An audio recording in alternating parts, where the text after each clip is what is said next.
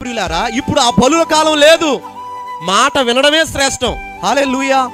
సౌలుతో దేవుడు ఒక మాట అంటాడు, ఏంటి అని అంటే, మాట బలులు అర్పించడం శ్రేష్టమా, మాట వినడం శ్రేష్టమా?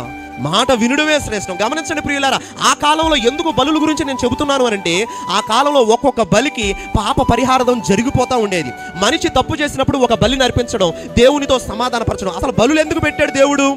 మనిషి పాపం చేస్తున్నాడు, మరలా దేవుని దగ్గరికి రావట్లేదు కాబట్టి ఈ పాపం చేసిన మనిషి వచ్చి ఈ బలిని అర్పిస్తే దేవునితో సమాధానపరచబడతాడు, అప్పుడు దేవునికి ఇష్టడుగా నిలబడతాడు. కానీ కొన్నిసార్లు కొంతమంది ఏం చేశారంటే, బలులు అర్పిస్తున్నారు, మరలా పాపం చేస్తున్నారు, బలులు అర్పిస్తున్నారు, సమాధాన పడుతున్నారు, మరలా పాపం చేస్తున్నారు, బలులు అర్పిస్తున్నారు, మరలా అవిధేయతతో నింపబడుతున్నారు. అప్పుడు దేవుడు ఒక నిర్ణయాన్ని తీసుకున్నాడు. హల్లెలూయా. ఏంటా నిర్ణయం? ఆయనే బలిగా మార్చబడ్డాడు. హల్లెలూయా, హల్లెలూయా. ఈ క్రిస్మస్ సీజన్లో దాని వెనుక ఉన్న రీజన్ కూడా మనకు తెలియాలి. హల్లెలూయా.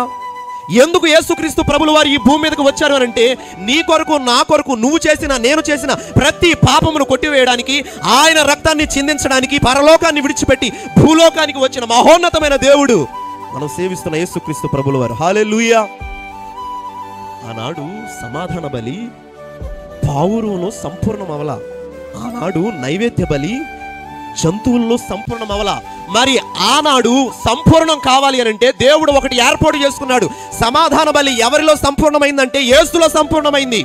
నైవేద్య బలి ఎవరిలో సంపూర్ణమైందంటే యేసులో సంపూర్ణమైంది. అపరాధ బలి ఎవరిలో సంపూర్ణమైందంటే యేసులో సంపూర్ణమైంది.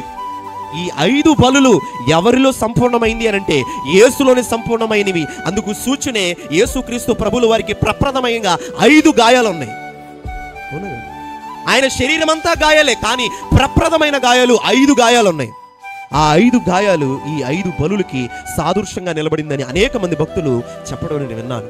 హల్లెలూయా. గమనించండి ప్రియులారా, యేసుక్రీస్తు ప్రభుల వారే మన కొరకు వస్తే, యేసుక్రీస్తు ప్రభుల వారే నీ కొరకు నా కొరకు పరలోకాన్ని విడిచిపెట్టి ఎవరు సమీపించలేని అమరత్వం కలిగిన దేవుడు మన కొరకు వస్తే, మనం ఎవరి కొరకు వెళ్తున్నాం, మనం ఏం చేస్తున్నాం అనే ప్రశ్న మనందరిలో కలగాలి. హల్లెలూయా. అయ్యగారు శ్రేష్టమైన సందేశాన్ని అందిస్తారు. ఒక 5 మినిట్స్లో నేను ముగించాలని ఆశపడుతున్నాను. 5 మినిట్స్లో నేను ముగించాలని ఆశపడుతున్నాను.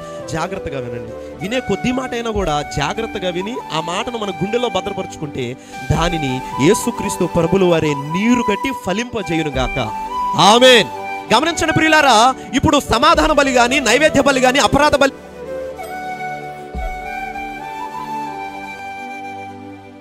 గాని, పాప పరిహారార్థ బలి గాని, దహన బలి గాని ఎవరిలో సంపూర్ణమైందంటే యేసులో సంపూర్ణమైంది.